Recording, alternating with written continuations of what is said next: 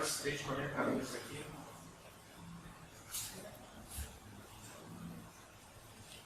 Bom. Boa noite. Boa noite.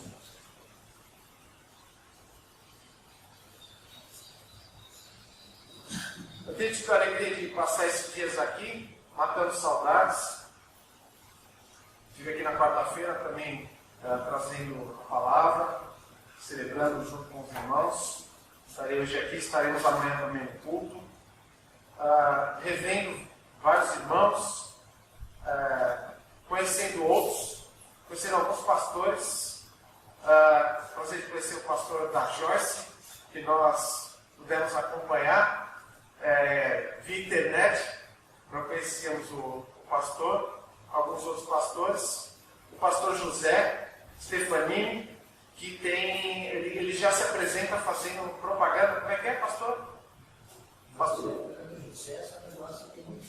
Meu nome é José, só não gosta quem não quer. Então ele já vem com o slogan, o cartão dele já vem com o slogan pronto, né? Assim é bom.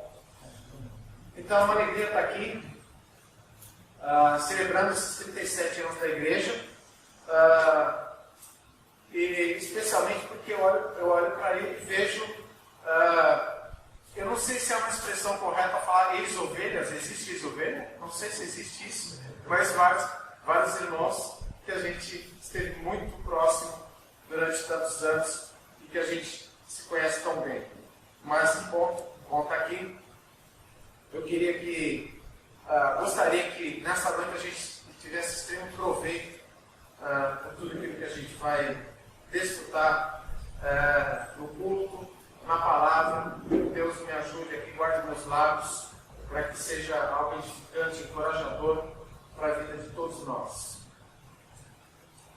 Eu queria falar hoje sobre as necessidades da igreja de um modo geral. Eu acredito que isso sirva para essa igreja, acredito que isso sirva para as igrejas que estão representadas aqui, isso serve para o meu ministério lá em São Paulo, atualmente. A igreja é uma coletividade, a igreja, quando eu falo, são pessoas. A gente às vezes esquece disso, né? A gente às vezes pensa que é um prédio, uma placa, alguma coisa assim, mas a igreja ela tem muitas responsabilidades. Existe uma responsabilidade que é coletiva, é uma responsabilidade de todos. Nós temos responsabilidades de uns para com os outros. Alguns têm mais responsabilidades, outros têm menos. Isso é fato, isso é bíblico, mas é verdade que todos nós temos responsabilidades mútuas. A igreja tem responsabilidade de cuidar dos seus membros. Os membros da igreja têm que ser bem cuidados. Mas a igreja deve também saber distinguir. Obrigado. Abençoada.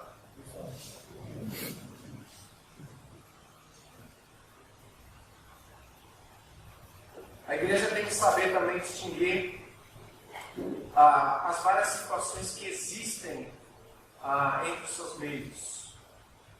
Porque cada membro é um membro e cada situação é uma situação. Quando o apóstolo Paulo escreve à igreja de Tessalônica, ele tem algumas palavras de encorajamento a essa igreja. Inclusive o versículo que nós vamos ler, ele começa dizendo: exorto-vos. Eu exorto vocês. Mas essa palavra exortar tem a conotação de encorajar. Eu quero encorajar vocês. Eu quero animar vocês. Eu quero trazer para vocês algo que vocês façam com ânimo e com empolgação. E ele vai citar nesse texto que nós vamos ler 3 casos em que há uma necessidade de cuidado. Cuidados que as pessoas necessitam. Coisas que as pessoas necessitam. Há necessidade sim na igreja. E Paulo vai nos dar aqui 3 exemplos. Eu acredito que esses exemplos são muito comuns. Eu acredito que esse tipo de necessidade existe nas nossas igrejas. Eu acredito que ele vai existir em maior ou menor grau em nós mesmos. Nós temos essas necessidades, uns mais, outros menos, mas eu acredito que eles, de um modo geral, sempre estarão presentes. Queria convidar você a abrir sua Bíblia, então, na primeira carta de Paulo aos Tessalonicenses. Primeira carta de Paulo aos Tessalonicenses, capítulo 5. Está no ponto lá?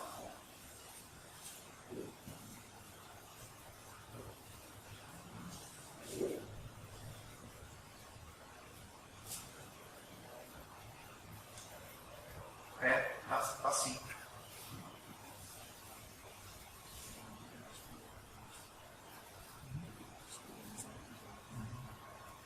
Primeira Tessalonicenses capítulo 5, e nós vamos ler apenas um versículo. Um versículo. E como é só um versículo, como nós economizamos na quantidade, nós temos que aproveitar para explorar na profundidade. Então, é um versículo que tem alguns termos, são termos muito específicos. Esses termos eles merecem ser analisados. Nós vamos procurar analisar os termos que Paulo usa, nós vamos procurar entender esses termos e vamos procurar aplicar esses termos aqui. Então, 1 Tessalonicenses capítulo 5, versículo 14. Exortamos vocês a aconselhar os indisciplinados, consolar os desanimados, amparar os fracos e ter paciência para com todos. Eu estou lendo aqui na versão Almeida, século 21.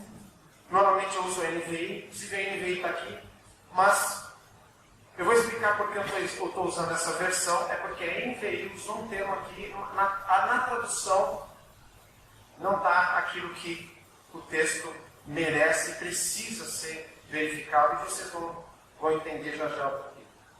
Eu queria que então nós olhássemos para essa mensagem, que a igreja, a palavra tem uma indicação para cada situação. A igreja é composta de necessidades individuais.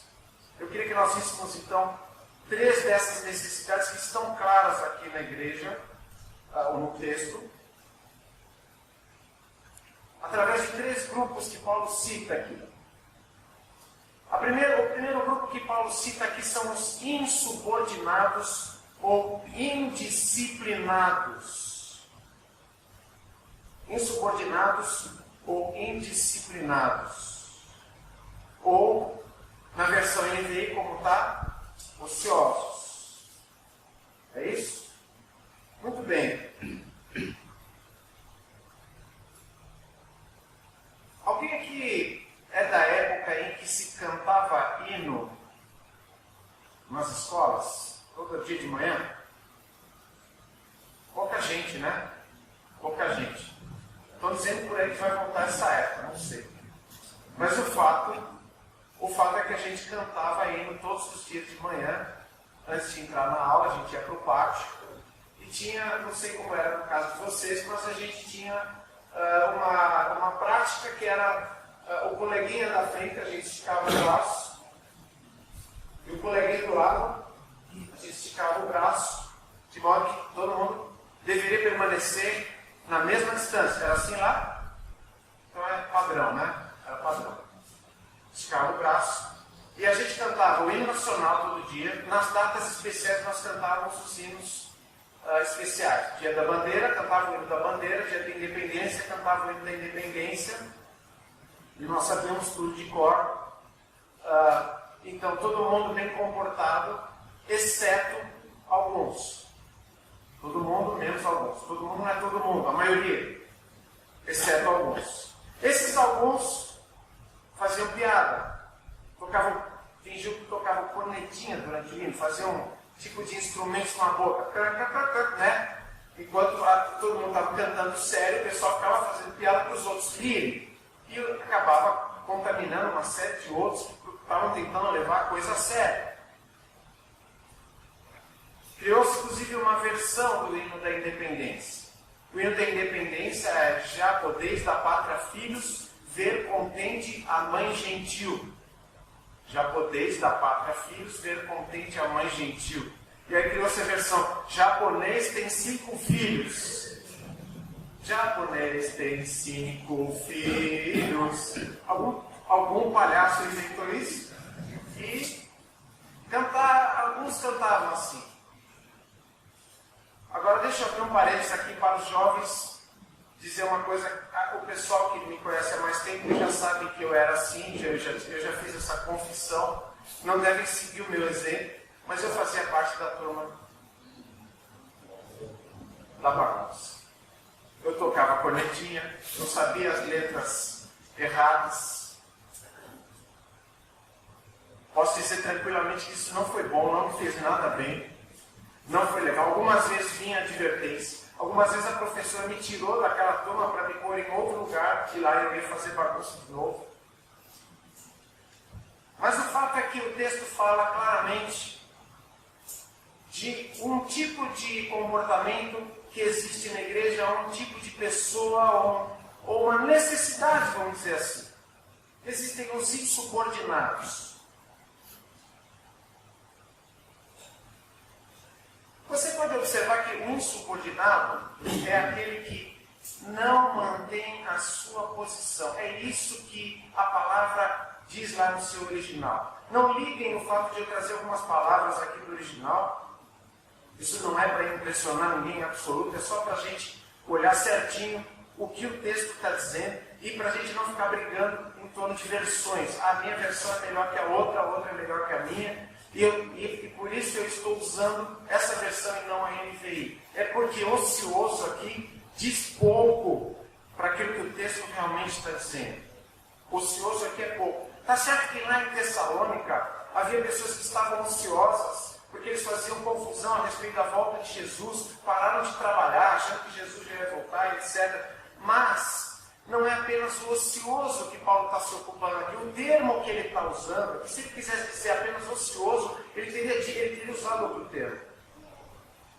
A NVI raramente faz esse tipo de delito, comete esse tipo de delito, mas nesse caso aqui, eu que uso a NVI, sou obrigado a pegar uma outra versão para que isso fique mais correto. Numa versão está insubordinado, na outra está insubmisso. Tudo isso tem a ver com o termo que é original, que é atactos. Vocês conseguem falar essa palavra? Atactos. Nós vamos falar línguas hoje aqui, tá bom?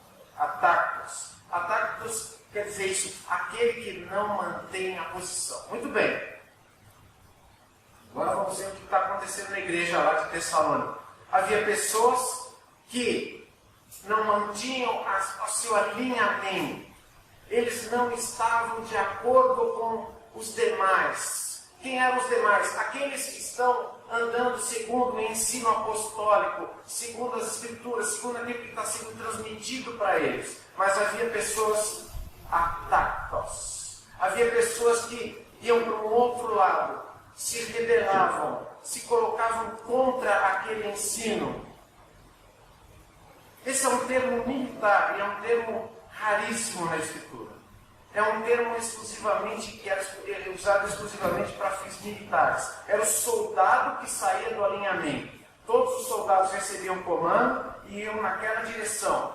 Andar para frente, descansar. Mas sempre tinha algum lá que se atrapalhava e ia, ou não obedecia, ou se atrapalhava e ia para o lugar errado, que ele era chamado de atactos. Paulo pega essa palavra e diz que tem pessoas assim na igreja. Pessoas que deveriam estar indo numa direção, elas deveriam estar entendendo o ensino apostólico, obedecendo o ensino apostólico. Veja que eu estou falando de ensino apostólico, ensino da Bíblia, não estou falando de qualquer ensino, não é ensino de homens, é o que a Bíblia diz. Mas tinha pessoas que diziam, não, eu não vou nessa direção, eu vou naquela. É uma atitude que envolve pecado, envolve rebeldia em relação àquilo que está sendo ensinado. É o ser do contra em relação àquilo que é correto, àquilo que é certo.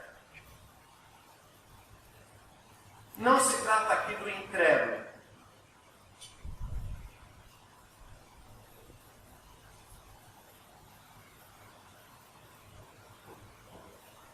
O incrédulo ele não é simplesmente desalinhado. Ele é 100% rebelde às coisas de Deus. A rebeldia está no estado total do seu coração. Mas o que Paulo diz que essas pessoas necessitam? O que se deve fazer com os indisciplinados ou insubordinados? Veja essa palavra que Paulo usa. Também é uma palavra que precisa de atenção. Porque em algumas versões está... Talvez algumas versões de vocês dizem admoestar, não é isso? Admoestar? Quais outras palavras que tem aí? Oi? Advirto. O que mais? Também aconselhar pode ser. Admoestar e advertir está bem dentro daquilo que o texto está dizendo. No tetel é o que Paulo está dizendo. É algo que tem a ver com colocar na mente, ou melhor, colocar diante da mente. Colocar perante a pessoa. O que deve se fazer para essas pessoas que estão desalinhadas, que estão fora da linha de comando, é colocar uma placa diante dele, uma placa de aviso, uma placa de advertência, dizendo: você está indo na direção errada. Você está na direção contrária aonde você deveria estar indo. Há várias formas de se fazer isso, mas o fato é que isso tem que ser feito. Essas pessoas precisam de conselho, elas precisam ser advertidas, elas precisam que alguém lhe diga: olha, meu amigo, você está indo no fogo, você está indo para o abismo, você está indo para onde não deveria estar indo. É uma palavra de alerta. Mas como eu devo alertar uma pessoa? Como eu faço para alertar uma pessoa que está indo contra aquilo que a Bíblia diz? Usando a Bíblia, usando a palavra de Deus. Eu coloco o princípio bíblico, eu coloco a Escritura e digo: olha, você está desalinhado em relação a isso. E Deus deve falar ao coração dessa pessoa. O fato é que por falta de discernimento, ou por falta de preparo, ou por falta de interesse, muitas vezes o que acontece é que os desvios doutrinários, as pessoas que se desviam da doutrina e adotam doutrinas que não são as doutrinas bíblicas, comportamentos que ofendem a palavra de Deus, comportamentos pecaminosos, comportamentos de rebeldia, pessoas que são categoricamente desobedientes, acaba ficando tudo isso sem o devido tratamento. Muitas vezes não se trata o rebelde como um rebelde. Não se trata aquele que precisa de advertência com a devida advertência. A Bíblia traz vários conselhos sobre isso. A Bíblia, inclusive, dá os passos que devemos tomar a respeito disso. Porque as advertências, como eu disse antes, elas podem ser feitas de diversas maneiras. Aliás, Jesus, inclusive, ele deu a fórmula. Ele deu a maneira como isso deve ser feito lá em Mateus 18. Se você vê que tem algo errado com o teu irmão está em pecado, você vai até ele. Se ele te ouvir, você ganhou um irmão. Se ele não te ouviu, você vai com mais 2 ou 3. Se ele ouviu, ótimo, vocês ganharam um irmão. Se ele não ouviu, vocês passam isso para a igreja. E se ele não ouvir a igreja,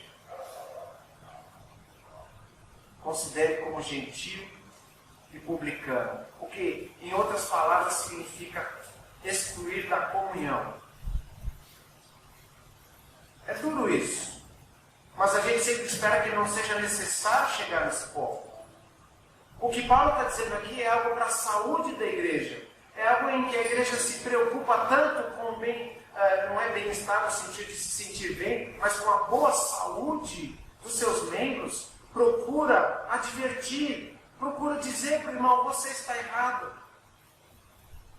Mas tem um segundo grupo aqui. Os desanimados. Pastor Paul Washer, ele conta a história de uma certa... Alguém já vibrou lá, né? Ele conta a história de uma vez que ele foi visitar os irmãos. O pastor Paul Washer é muito convidado nos Estados Unidos para preleções e tudo mais, palestras. E ele foi numa outra cidade onde ele ia pregar e foi hospedado ali com alguns irmãos. E ele conta que eram irmãos muito entusiasmados. Você já viu irmãos assim, né? Glória a Deus, para todo lado, né? Ô irmão, que bênção, que alegria ter você aqui, vai ser maravilhoso e tudo mais. E essa família era uma família muito regozijante, que orava nas refeições com toda alegria e tudo mais. Mas aconteceu um acidente. Um dia o pessoal estava saindo, não sei se era exatamente para a igreja, não me lembro, e eles foram ligar o carro e o gato tinha se alojado num certo recinto ali do motor, não sei se estava frio, ele foi procurar um calorzinho ali. O fato é que, ao ligar o motor, o gato ficou totalmente destroçado. Ao invés de parar no motor, deu para escutar aquele grito do gato. Aquele gato veio a falecer.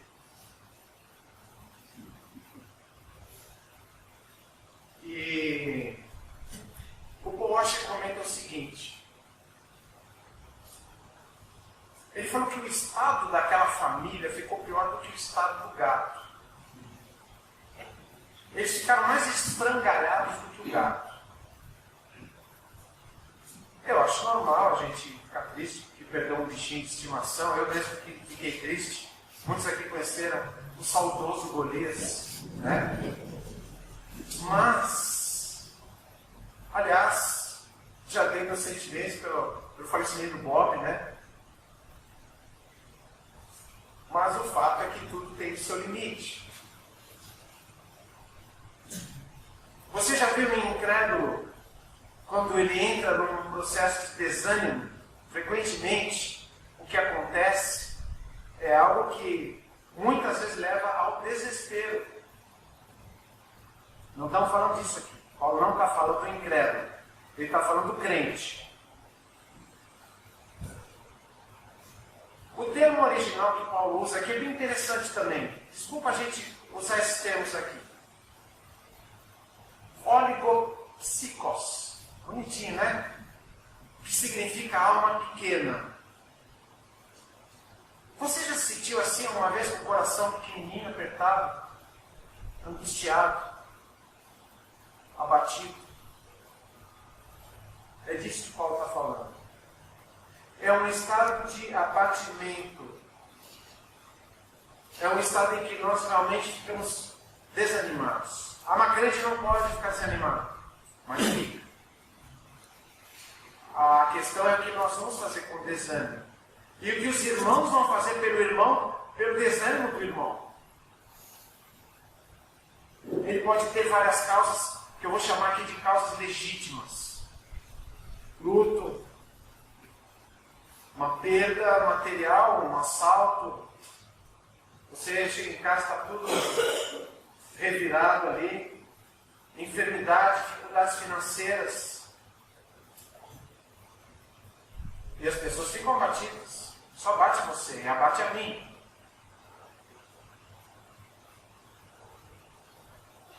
Isso é encontrado em qualquer lugar, em qualquer igreja. Isso sempre vai existir. Talvez você está passando por esse momento agora. Talvez você esteja desanimado com alguma coisa.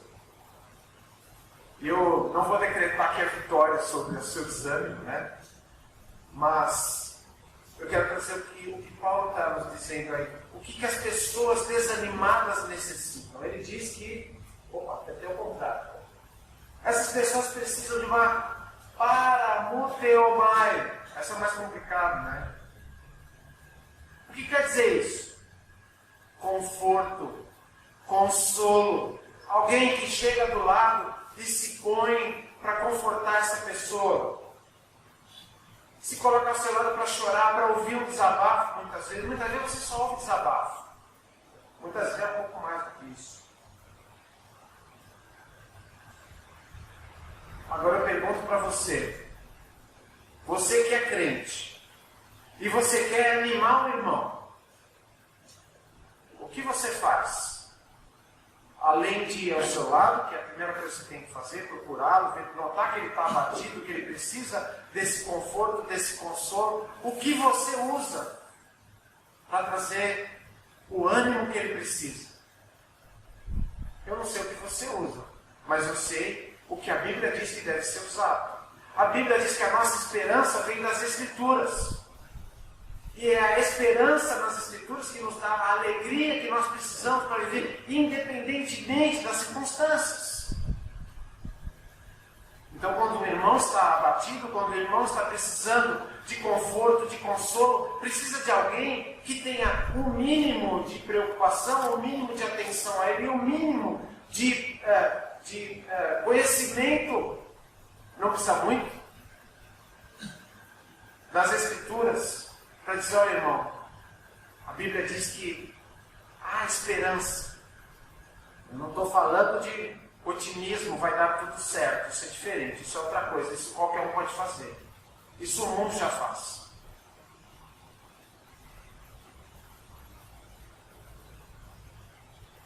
A verdadeira esperança vai produzir a verdadeira alegria. O nosso problema é que há uma grande concorrência. Existe uma concorrência hoje porque as pessoas já chegam na igreja psicologizadas, influenciadas pelas terapias. Muitas vezes elas nunca foram numa terapia, mas as terapias de caráter humanista que dizem que o homem precisa buscar dentro de si, e etc., e autoestima, e todas essas coisas. A teologia da prosperidade, essas muitas teologias que tem por aí que decretam vitória sobre a enfermidade, sobre o desânimo. Você vai sair daqui hoje porque eu estou dizendo que você vai sair bem, você vai sair bem.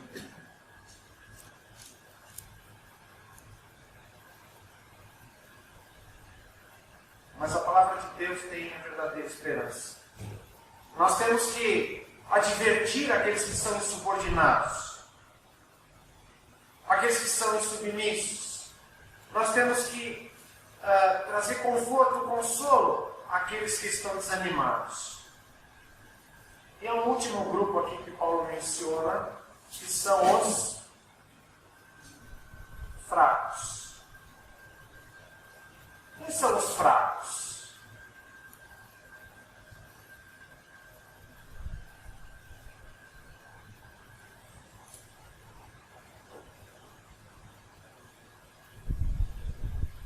No meu tempo de ministério, eu já me deparei com muitas situações curiosas. Já teve gente pensando que Adão e Eva eram cegos antes de comer do fruto que Deus havia proibido, o fruto do conhecimento do bem e do mal. E por que ele chegou a essa conclusão? Porque se lhe abriram os olhos.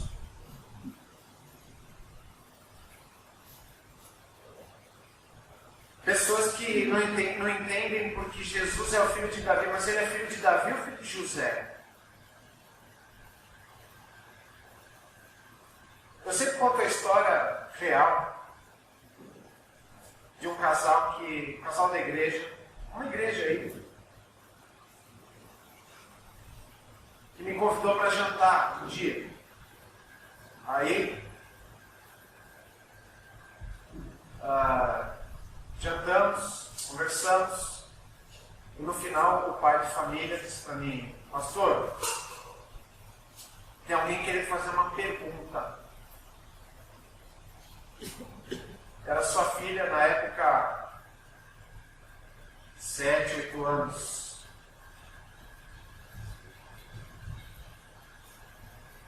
Bem,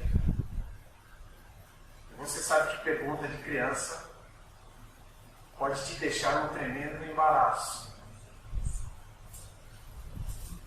Vamos lá, né?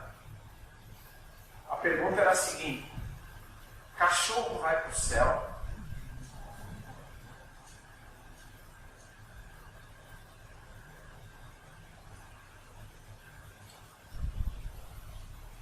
Como você responde a isso?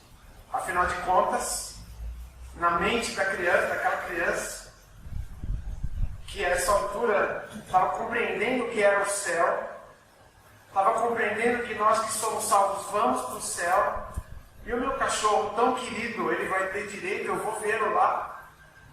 Imagina essa criança pensando como é que você destroça todo esse sonho, toda essa expectativa, como é que você explica que cachorro não vai para o céu, porque não tem um céu para os cachorros, porque não tem um redentor para os cachorros, e por aí vai. Quando Paulo fala de fraco, nós temos que ver a incidência dessa palavra fraco na Escritura. Mas o termo que ele usa aqui, antes de mais nada, é asthenes. É aquele que... esse termo era empregado frequentemente por uma pessoa que está sem forças, que está enferma. É alguém fraco. Mas todas as vezes que o apóstolo Paulo usa o termo fraco na Bíblia, todas as vezes, ele está se referindo a um grupo específico de pessoas na igreja. Pessoas que, por serem novas na fé, ou porque, ainda que não sejam tão novas assim, elas não caminharam o suficiente. Aliás, a carta aos Hebreus diz que existiam pessoas que, embora já tivesse decorrido um certo tempo, o tempo do leite já havia passado, mas elas ainda não estavam aptas a comer, a se alimentar daquilo que era sólido. O que é normal, o que é, vamos dizer assim, natural, é que o novo convertido seja fraco. E fraco em que sentido? Fraco no sentido de que ele ainda não tem o conhecimento e o discernimento a respeito de algumas coisas. E aí saem essas coisas do tipo, eu achava que Adão e Eva eles eram cegos antes de comer o fruto. Eu não sei por que Jesus é chamado filho de Davi.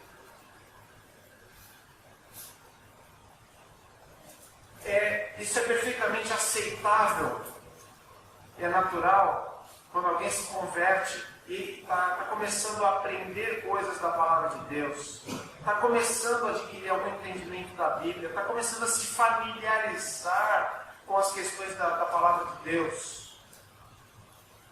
Perfeitamente normal. Mas o que essas pessoas, o que o fraco precisa? A palavrinha que é interessante, antekomai. Significa carregar. Pessoas que precisam ser carregadas, mantidas, apoiadas. Alguém que precisa ser puxado. Ele está num nível e você traz ele para cá. Você dá uma força para ele. É diferente do desânimo. O desânimo você dá um tipo de força. Aqui você dá uma vitamina para ele. Aqui você dá algo para que ele possa crescer, para que ele possa se fortalecer, para que ele não seja fraco. E o que você precisa fazer para que aquele que é fraco não seja fraco? Você precisa dar a ele o entendimento necessário. Ele vai adquirir isso como? Pela exposição das Escrituras. Por onde você começa? Claro, você vai começar falando sobre a volta de Cristo, etc. Não.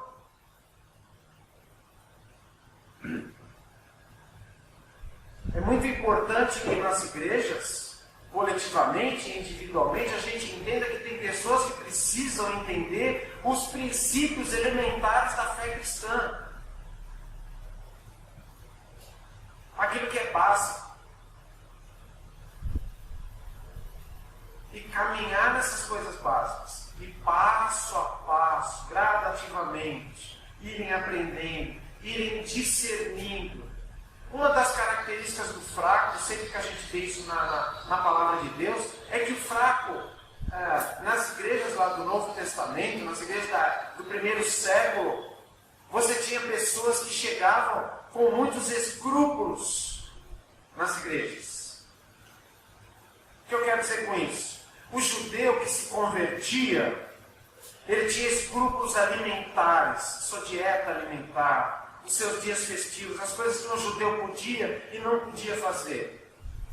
Os pagãos que não eram judeus e que se convertiam, eles também tinham determinados escrúpulos alimentares, mas só que num outro sentido. Muitas vezes eles associavam a comida a determinados ídolos, porque lá na sua incredulidade, antigamente, a comidas eram oferecidas aos ídolos e as pessoas participavam desses alimentos e elas entendiam na sua incredulidade, na sua superstição, na sua mente, que aquilo de alguma forma contaminava também o seu viver. Elas participavam da vida do ídolo. E Paulo diz que o ídolo não é nada. Mas Paulo diz sempre para a igreja, em todos os lugares onde ele observa a presença dessas pessoas, cuidem para que o fraco não tropece. Cuide para que o fraco não seja escandalizado, porque o fraco ele tem a tendência de se escandalizar. Ele vê uma coisa e ele acha que é pecado. E não é muitas vezes. Mas ele precisa ser ensinado, acompanhado sobre aquilo que é e sobre aquilo que não é pecado.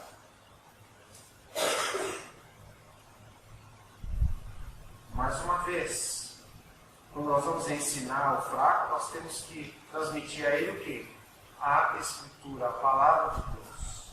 É aqui na Palavra de Deus que nós vamos transmitir aquilo que o fraco precisa, para que ele se fortaleça, para que ele amadureça na sua fé, para que ele ganhe crescimento espiritual, músculos espirituais, e assim ele possa ir compreendendo melhor as coisas, discernindo, podendo julgar melhor as coisas, podendo entender, e assim também o seu viver, a sua prática vão se tornando melhores. Uma perda de tempo é nós tentarmos, assim que as pessoas chegam na igreja, ensinar qual é o modelo, ensinar qual é a tradição. Olha, aqui funciona assim. Muitas vezes a igreja está mais preocupada com isso do que ensinar o que um crente precisa saber. O que é inútil também é agregar as pessoas e se contentar em que as pessoas estão participando dos programas, das atividades, etc. E elas vão se agregando, mas não estão sendo instruídas. E as pessoas acabam ficando subnutridas. Você pode ver que muitas vezes você vai ver que pessoas bem alimentadas na Palavra de Deus, elas têm uma postura, elas têm um discernimento, elas têm uma maneira de ver as coisas. Aquelas que não estão alimentadas, elas têm uma maneira totalmente diferente de ver as coisas. Eles são crianças grandes.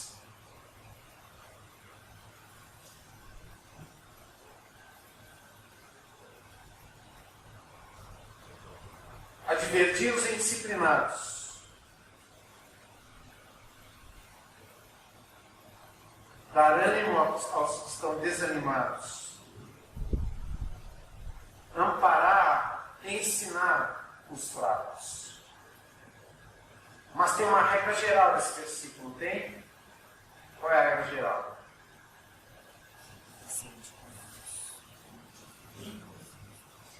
Paciência com todos. Eu vou tentar aqui destrinchar um pouquinho por que precisa ter paciência. Precisa ter paciência porque você não pode inverter o tratamento. Você não pode confortar o rebelde. Ah, coitadinho, ele é tão rebelde, mas precisa de um afago. Você não pode confrontar o que está desanimado, porque ele já está desanimado, você vai lá e pá!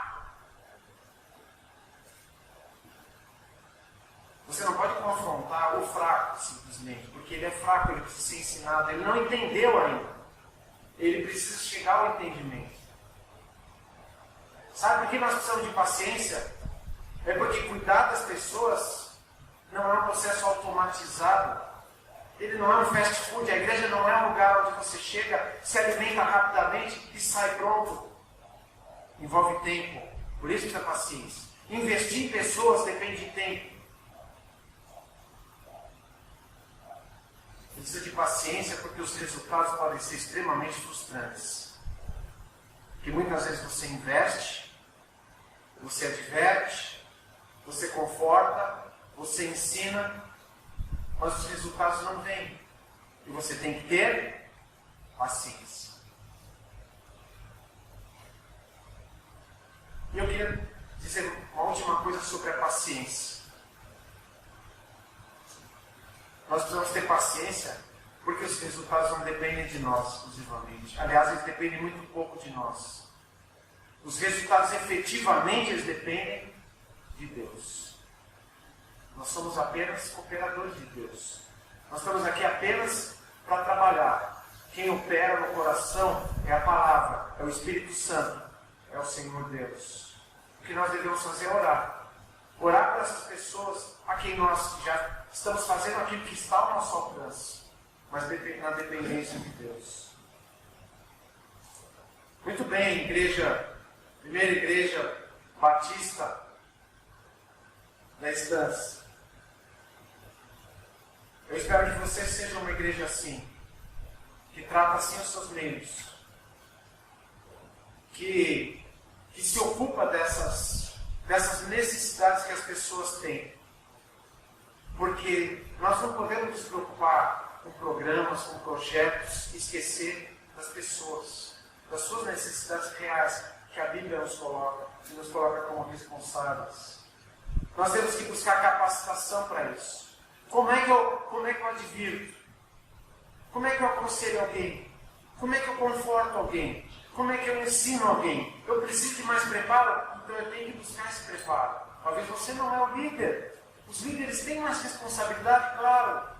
Mas aqui está falando, aquilo que Paulo está falando não está se aplicando só aos líderes. Aliás, nem está se aplicando diretamente aos líderes. Os líderes, eles já devem fazer isso quando eles ocupam um lugar como esse aqui, o púlpito. O púlpito é uma maneira de dizer, né? Não precisa estar aqui, pode estar em qualquer lugar, mas aquele que está com a Bíblia na mão ensinando, transmitindo a palavra tem que ser transmitida com muita seriedade. A palavra é remédio, a palavra é espada que tem que entrar no nosso coração e tem que transformar a nossa vida. Se ela não estiver fazendo isso, não podemos dizer que algo bom está sendo produzido. Uma exposição séria da palavra de Deus. Uma exposição humilde, simples da palavra de Deus. Sem rebuscamento, sem artifícios. E se você não está no púlpito, e se você não tem essa responsabilidade de ter um ensino mais formal, vamos dizer assim, você tem uma cota de responsabilidade, digamos assim, no corpo a corpo. Você tem deveres para com os seus irmãos, de observar quem está ao seu lado aí e que tem essas necessidades. E mais uma vez eu quero dizer, não podemos e não devemos fazer isso. Ficarmos em tradições ou em modelos eclesiásticos, em manuais de como fazer. O nosso manual é a Escritura. Mas talvez você, como eu, tenha em alguma medida alguma dessas necessidades. Talvez você esteja um pouco desalinhado aí. A tua vida talvez está precisando de alguns reparos. O que você faz? Procure buscar o alinhamento. Procure se alinhar com a palavra de Deus. Faça isso usando os recursos que a sua igreja já tem. Ouça a palavra de Deus com atenção. Abra o seu coração para que Deus fale com você através das Escrituras. Seja alguém humilde diante de Deus para que a palavra de Deus se transforme.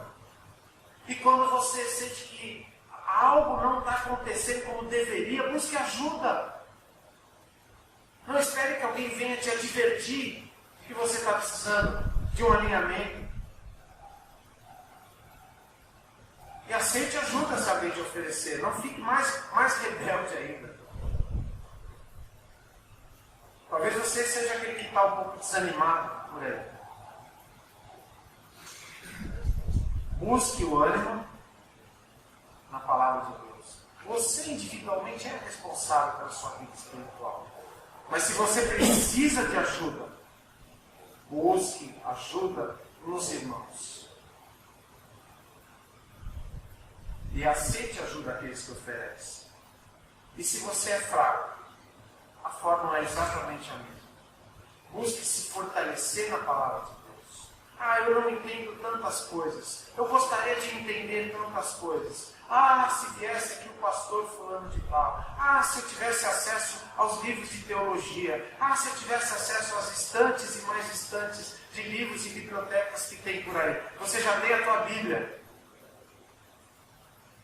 Mas se ainda assim você precisa de algo mais, pergunte para quem tem um pouquinho mais de estrada na vida cristã.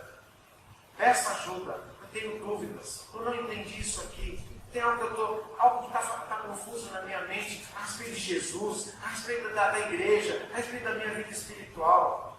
E quando oferecerem, aceite. E sempre, em todos os casos, indistintamente, é sempre a palavra de Deus que deve ser o centro da nossa vida e da nossa atenção. Que Deus nos ajude a cumprirmos esses aspectos que Paulo está nos colocando aqui. Que Deus está nos colocando através do apóstolo Paulo. Que as nossas igrejas sejam igrejas bem cuidadas. Pessoas que se cuidam mutuamente. Que procuram entender as necessidades uns dos outros. E usar a palavra de Deus como remédio, como cura, como algo que as ajude nas suas necessidades. Igreja é isso. Igreja é a vida na palavra, vida saudável na palavra de Deus.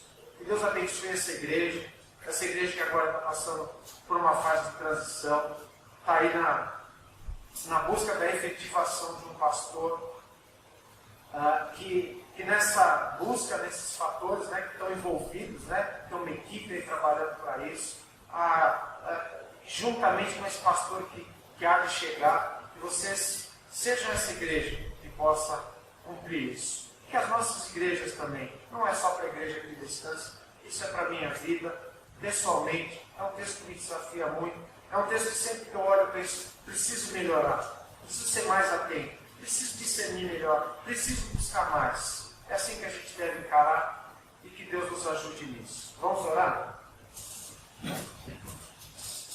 Pai, nós te agradecemos.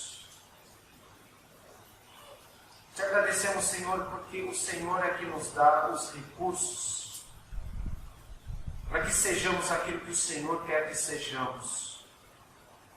Nós te agradecemos porque a Tua palavra é o centro da nossa vida em relação às nossas necessidades.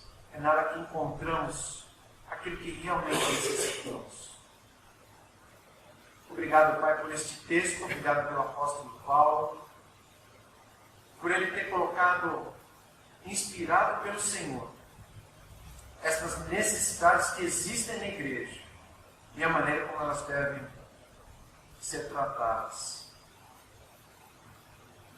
Pai, o Senhor conhece o nosso coração, o Senhor sabe em que medida estas necessidades fazem parte da nossa própria vida.